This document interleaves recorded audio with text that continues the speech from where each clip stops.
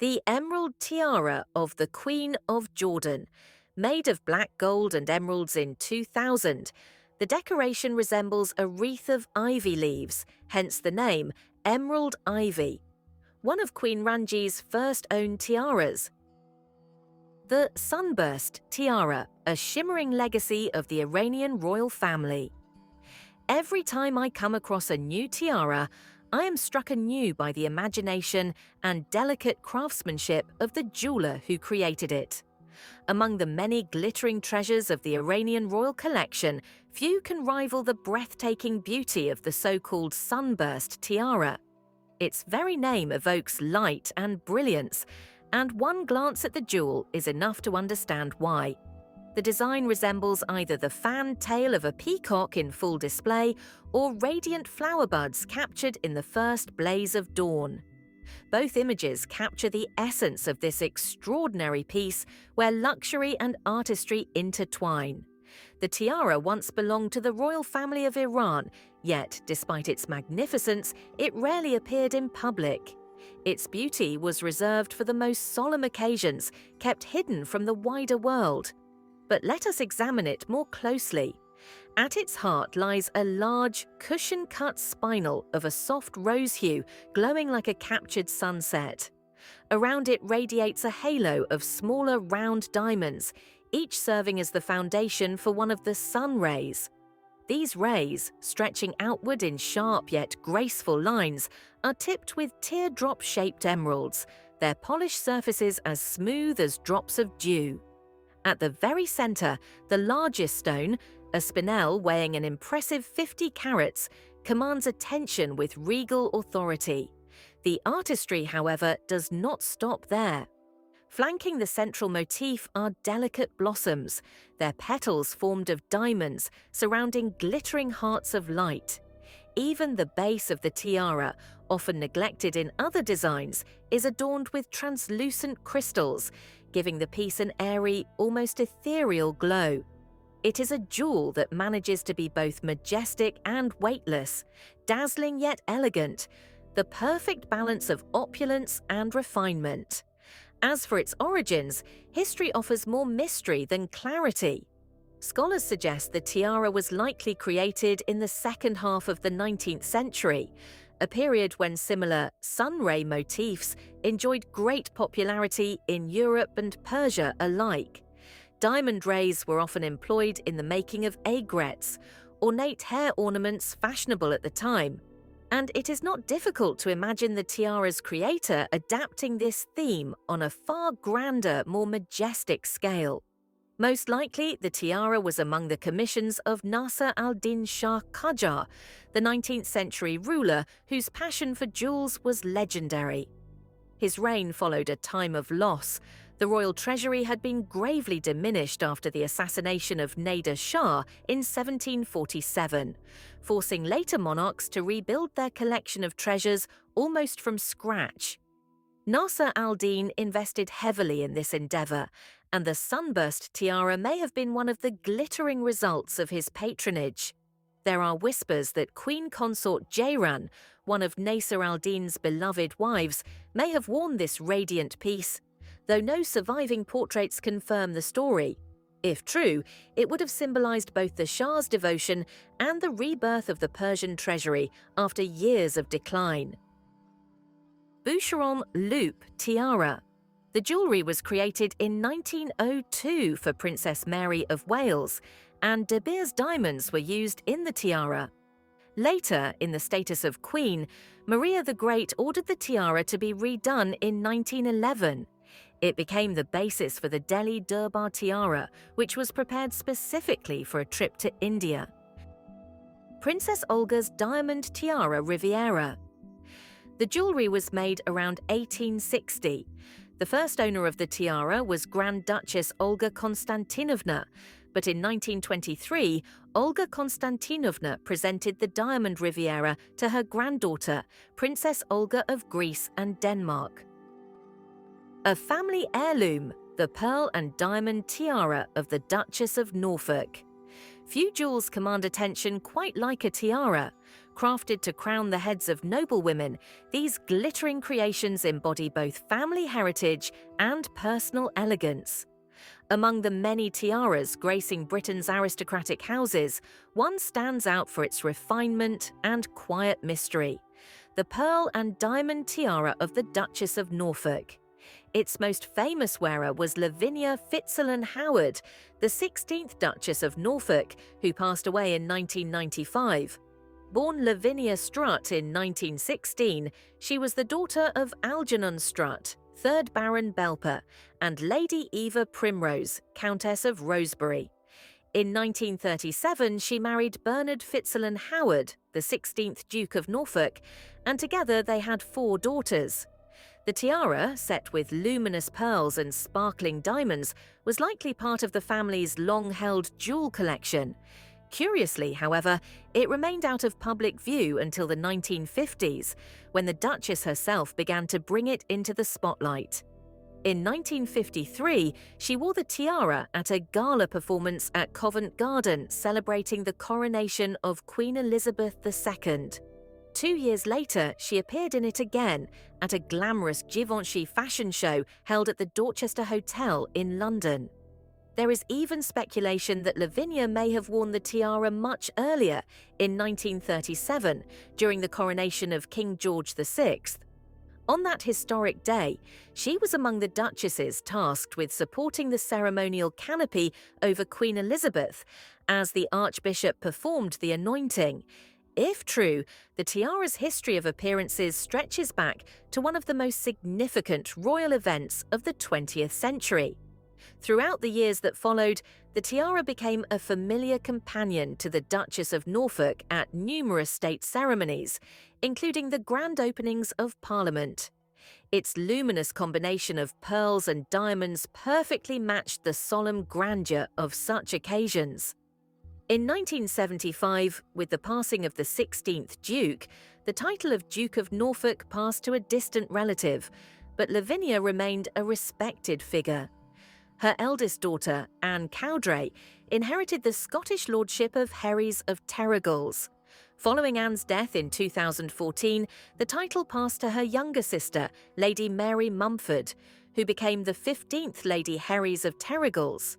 Anne Cowdray herself played a visible role in royal circles. Since 1964, she served as a lady-in-waiting to Princess Alexandra of Kent, a position that placed her at countless grand occasions. Among the most notable was the 1991 state banquet at Windsor Castle, held in honor of Polish President Lech Wałęsa. On that night, Queen Elizabeth II and the Duke of Edinburgh welcomed their guest with a royal procession, a banquet steeped in tradition, and a gathering glittering with tiaras, quite possibly including the Norfolk heirloom. The sapphire necklace of an American princess, Elsie Burhanedin. Life is full of unexpected turns, and sometimes destiny writes a story more fascinating than fiction. Such was the case of Elsie Gregory Jackson, a young woman from New York whose path took her far beyond the world she was born into. In 1904, Elsie married Deming Jarvis Jr., a wealthy industrialist and head of the American Agricultural Chemical Company in Detroit. The couple enjoyed a life of privilege, dividing their time between their Washington residence and a French villa called La Val-Fleury in Dinard. For many years, Elsie's life seemed calm and predictable, until the outbreak of the First World War changed everything. When war came to France, Elsie and her husband dedicated themselves to helping wounded soldiers in Dinard's hospitals. Her tireless service and compassion earned her the prestigious French Médaille de la Reconnaissance Française, the Medal of Gratitude. Mrs. Jarvis was admired for her courage, working day and night to ease the suffering of the injured. After her husband's death in 1924, Elsie did not retreat into seclusion. Instead, she continued to play an active role in society, both in Dinard and in New York. She moved easily among the highest circles of European exiles and royalty. She became acquainted with Queen Marie of Romania, as well as members of the Russian imperial family who had fled into exile after the 1917 revolution. Life for Elsie Jarvis was anything but quiet. It was a whirlwind of friendships, events, and encounters that connected her to the most glittering names of her era. Then, in 1933, fate presented her with the most astonishing twist yet. Elsie married Prince Mehmed Burhaneddin, son of Sultan Abdulhamid II, the last ruler of the Ottoman Empire. Prince Burhaneddin was no ordinary royal. A colonel in the Ottoman Navy, he was also a composer, painter, and accomplished pianist. When the dynasty was deposed in 1924, he was already in Vienna with his two sons. Unlike many of his relatives, he lived in comfort, dividing his time between Nice, Paris, and later New York, where he worked successfully in the oil industry. Before meeting Elsie, he had been married 3 times, but it was with her that he found a lasting and profound love. Prince Mehmed showered his new wife with extraordinary jewels, many of them acquired from the collection of Grand Duchess Victoria Melita. Among these treasures was a legendary 17-carat sapphire known as the Odan stone. Yet perhaps the most breathtaking piece associated with Princess Elsie Burhaneddin was her sapphire necklace, immortalized in a portrait by the artist René Lebrun. The necklace was a masterpiece of craftsmanship and design. Its focal points were 3 large cabochon-cut sapphires, each with a deep ocean blue glow, weighing 10.47 carats apiece. Surrounding these sapphires were pear-shaped diamonds and antique rose-cut stones, sparkling like frozen drops of light. The flexible structure of the necklace, crafted from gold and silver, weighed an astonishing 1,900 grams, a true statement of both opulence and artistry. After Elsie's death, her jewels passed to her niece, Elsie Ikengren Odan. Today, the treasures remain in the family, carefully preserved and passed down as heirlooms, each stone carrying not just brilliance, but also the story of an American woman who became an Ottoman princess. The dazzling tiara of Lady Flora Sultan and its Malaysian twin, can a tiara become so admired, so irresistible, that queens themselves seek to own a copy? The answer, of course, is yes. Just think of the diamond fringe tiaras, a design so beloved it appears in countless variations across Europe's royal houses. But that is not the only example. Another jewel, lesser known yet equally striking, has also been duplicated: the aquamarine tiara of Lady Flora Sultan, which has a sparkling diamond twin now residing in Malaysia's royal collection. But before we marvel at the tiara's brilliance, let us first meet its owner, Marjorie Flora Fraser, the 21st Lady Saltoun. Born in Edinburgh, Flora was the daughter of the 20th Lord Saltoun and Dorothy Geraldine Welby. She grew up as the second child in the family, following her elder brother, Alexander Simon Fraser. However, tragedy altered the course of her life when Alexander was killed during the Second World War, leaving Flora as heir to the Saltoun title, a barony of ancient lineage, the lowest yet still distinguished rank in the Scottish peerage. In 1956, she married Alexander Ramsay of Mar, grandson of Prince Arthur, Duke of Connaught and Strathearn, son of Queen Victoria. Though she wed into the extended royal family, she retained her maiden name, continuing her legacy as Lady Saltoun. For decades, she was an active member of the House of Lords, holding her seat as an elected hereditary peer until her retirement on December 12, 2014. Lady Saltoun and her husband were deeply woven into the fabric of Europe's royalty. Their ties connected them to the extended British royal family, as well as to the monarchies of Sweden, Denmark, and Greece. Regularly seen at grand events, they became familiar faces at state occasions and weddings alike. Yet titles and ancestry are not the only treasures in Flora's possession. Among her most dazzling heirlooms is the aquamarine tiara, a jewel that glows with cool elegance. Crafted in the Edwardian era, the tiara combines the icy fire of diamonds with the tranquil blue of a large central aquamarine. It is very likely a true family treasure of the Frasers, passed down through generations. The tiara has made memorable appearances at some of Europe's most illustrious weddings. Lady Saltoun wore it in 1967 at the wedding of Queen Margrethe of Denmark, and again in 1968 at the marriage of Margrethe's younger sister, Princess Benedicta, to Prince Richard of Sayn-Wittgenstein-Berleburg. These brides were the daughters of Queen Ingrid of Denmark, a first cousin of Lady Saltoun's husband, another reminder of how interwoven the royal families of Europe are. The tiara was also seen on Lady Saltoun at the St Andrew's Ball in Montreal in 1961, where its icy sparkle perfectly matched the winter elegance of the occasion. Decades later, in 2013, the jewel was passed to another generation. Flora's granddaughter, Louise Nicholson, wore the tiara for her wedding to Charles Morshead, carrying forward the family tradition in radiant style. The Fraser jewel box is not limited to this single masterpiece. Lady Saltoun also possesses pieces once belonging to her mother-in-law, Princess Patricia of Connaught. It is a reminder that this family's treasures span multiple dynasties, and that their tiaras may yet continue to surprise us in the hands of future generations. And what of the Malaysian copy?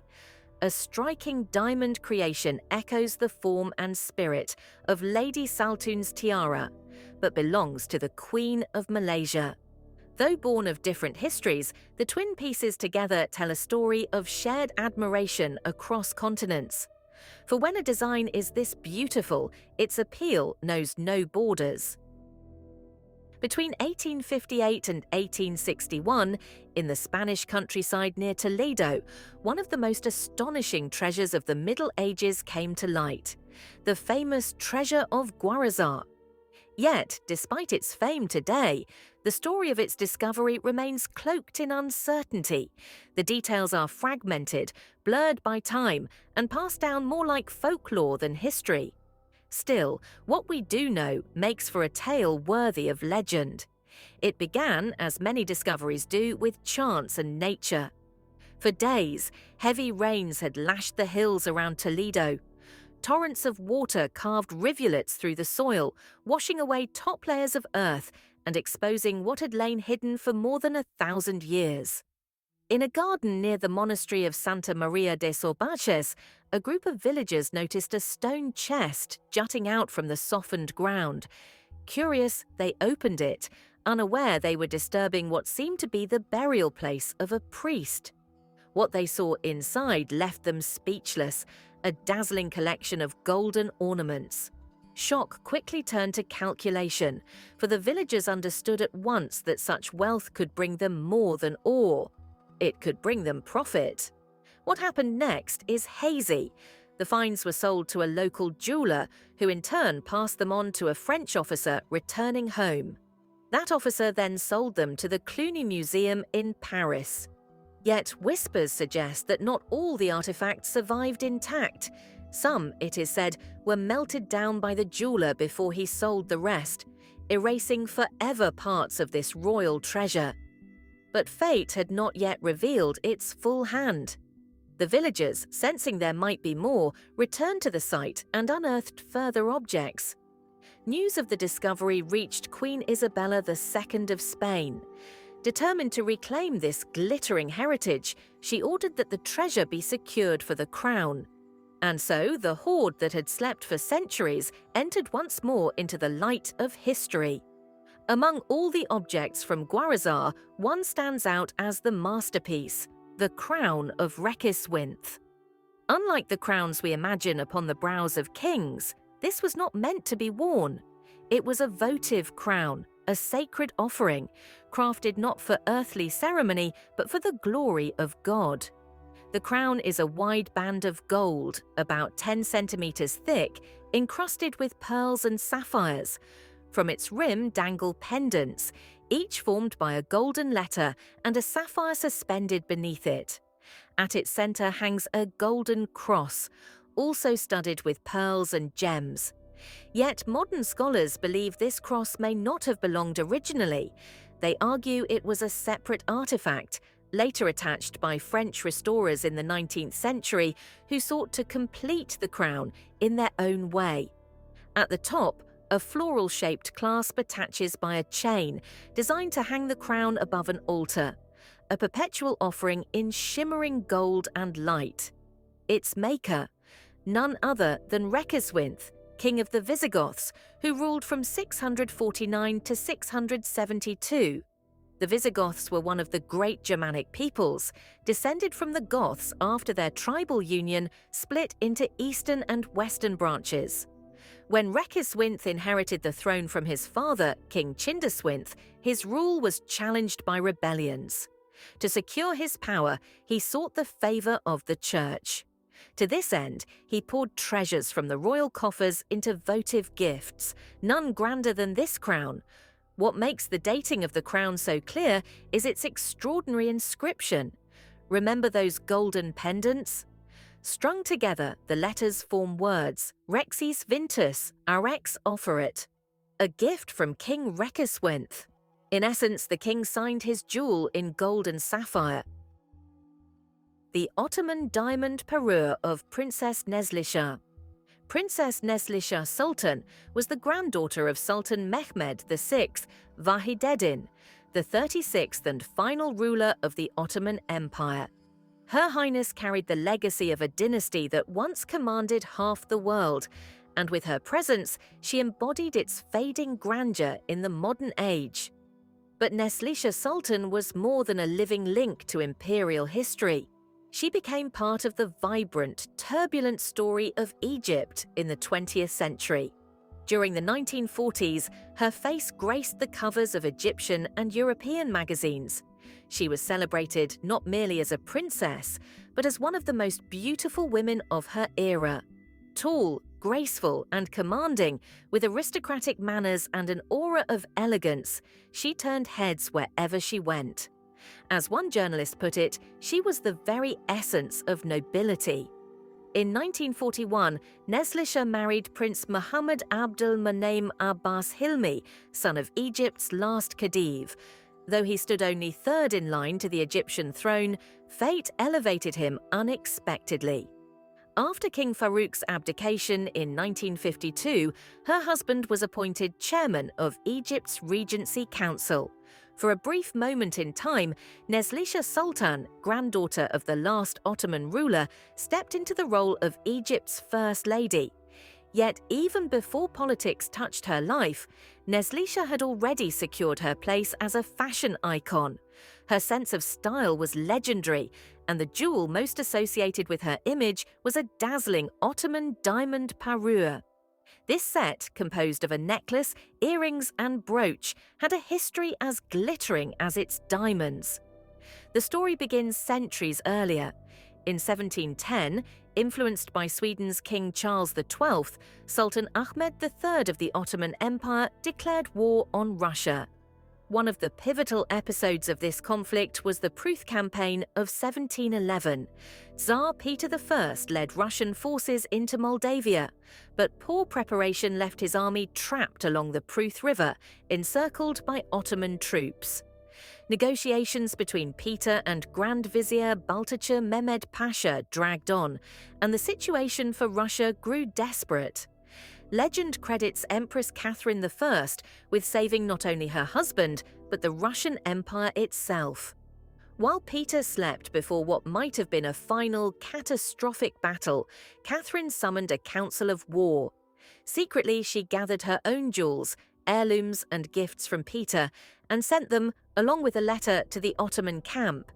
The offering was accepted, peace was negotiated. Though Peter was forced to return Azov and its coastline to Ottoman control, Russia survived what could have been total disaster. Among Catherine's jewels, it is believed, was the diamond parure that centuries later would belong to Princess Neslisha. In 1874, Sultan Abdul Hamid II presented this parure to Emine Hanim, Valide Sultan, and wife of the Khedive of Egypt. Remarkably, Emine Hanim was the only woman in Ottoman history to bear the title Pasha. When she died in 1931, the jewels passed to her son, Khedive Abbas II. Though deposed by the British in 1914, Abbas II's family retained these treasures as symbols of a vanished imperial age. Eventually, the parure became a wedding gift to Princess Fatma Neslisha Sultan. She wore it on her wedding day, and later, in the 1940s, posed with it for a portrait by the artist Jean-Denis Maillard. The necklace itself was a masterpiece, clusters of cushion-cut diamonds of varying shades, mounted among leafy motifs of nearly colourless stones. 2 yellow pear-shaped diamonds adorned the front, while a large brownish-yellow diamond held a pendant, a rare round-cut grey diamond framed by more cushion-cut gems. The exquisite pearl brooch of the Countess of Barcelona. In recent years, Queen Letizia of Spain has continued to surprise admirers with her impeccable sense of style, especially when it comes to her selection of jewellery. Each year, her royal collection expands, and with it, forgotten treasures resurface, gleaming once more under the public eye. One such jewel is the remarkable pearl drop brooch of the Countess of Barcelona. Queen Letizia first introduced it to a new generation in October 2017, when she wore it to the celebrations of Spain's National Day. Though new to modern audiences, the brooch has a long and fascinating story that stretches back to the 1930s. It was originally a wedding gift to Princess Maria de las Mercedes of Bourbon II Sicilies on the occasion of her marriage to Don Juan de Borbón y Battenberg, Count of Barcelona, in 1935. From that moment, the jewel took its name, the pearl brooch of the Countess of Barcelona. The piece itself is a true masterpiece of elegance and restraint. At its heart lies a luminous, pale grey central pearl, encircled by a sparkling cluster of diamonds. Suspended below is a detachable pear-shaped pearl drop, hanging delicately from a single round diamond. Like many royal jewels, the brooch was designed for versatility. It could also be worn as a pendant, offering the wearer both regal dignity and fashionable adaptability. Though the Countess of Barcelona owned many treasures, this brooch was not among her most frequently worn pieces. Still, she used it in various configurations throughout her lifetime, sometimes as a pendant, sometimes in its full brooch form with the pendant drop. Quietly, it became part of her visual identity, a jewel not always in the spotlight, but always within reach. When Maria de las Mercedes passed away, the brooch was inherited by her daughter-in-law, Queen Sofia of Spain. Sofia quickly made it her own, wearing it often at both daytime and evening events. Interestingly, she usually preferred to wear it without the detachable pearl drop, letting the diamond and pearl cluster shine on its own. On several occasions, the brooch took centre stage in official appearances. In April 2008, Queen Sofia wore it during a military parade near the Parliament in Madrid. 3 years later, in April 2011, she selected it for a state dinner at the Royal Palace in Madrid, held in honour of the Emir of Qatar. Each time, the jewel whispered of tradition, continuity, and the quiet strength of royal women.